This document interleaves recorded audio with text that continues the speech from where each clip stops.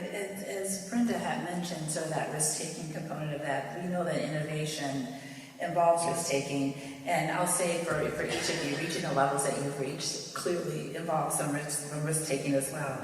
So I'll ask each of you, starting with Margaret, what has been the most defining risk of your career, and what was your process of weighing that risk? So I had shared with Dory when this was possibly one of the questions that I'm going to share something I didn't do. I think it's really important that we hear more stories of not just failure, but maybe saying no. Like, all we hear about are these brilliant stories, like, I took this big risk and, mortgaged my house and started this company and exited for $1 billion. And that's like this many people that's going to happen with. And we take all sorts of risks, and some of them don't pan out. And I always want us to share more of those stories. I think it's important for everyone to know, like, I'm not alone. It's not that I'm a failure. And so there's been a couple pieces of advice that really bugged me when I was coming up in my career because I didn't know what they meant.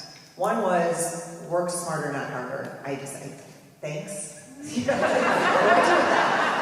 And the other one is there are no good or bad choices, there are just choices. And that always bothered me too, and I don't know what that really means because I think like there is a right choice. And so what I'm going to share is something where that actually was true, what I learned from. So my husband's here with the kids, and when our company got bought, we could have walked out the door with all of our clients and employees, but we also had twins coming in 3 months, and I waited very heavily, and it just seemed too risky. Like, we were going to lose all the MSA contracts, we had to somehow get them, now I have all these lives that I'm responsible for, and payroll, and like, what if it doesn't work, and so chose not to.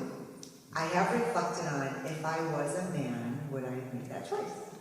I don't think men think much about their twins coming in a few months, and that's why I can't go buy this business. But yet, as a woman, that really felt like a burden to me. So, a lot to be learned about gender there. But then, this idea of no good or bad choices, just choices, it goes back to, there's the great play by Voltaire, Candide, which is Cultivate Your Garden.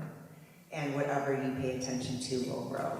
And so that's what I finally came to believe, that there are no good or bad choices, just choices means, is because whatever path you take, if you just love the heck out of that path and like live it and nurture it, that will be the best choice, because it's going to be the one that you pay attention to.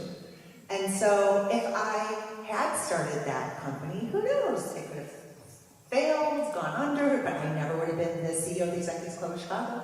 I never would have handed the baton over to you. I never would be in the role that I'm in now. So it's just unknowable.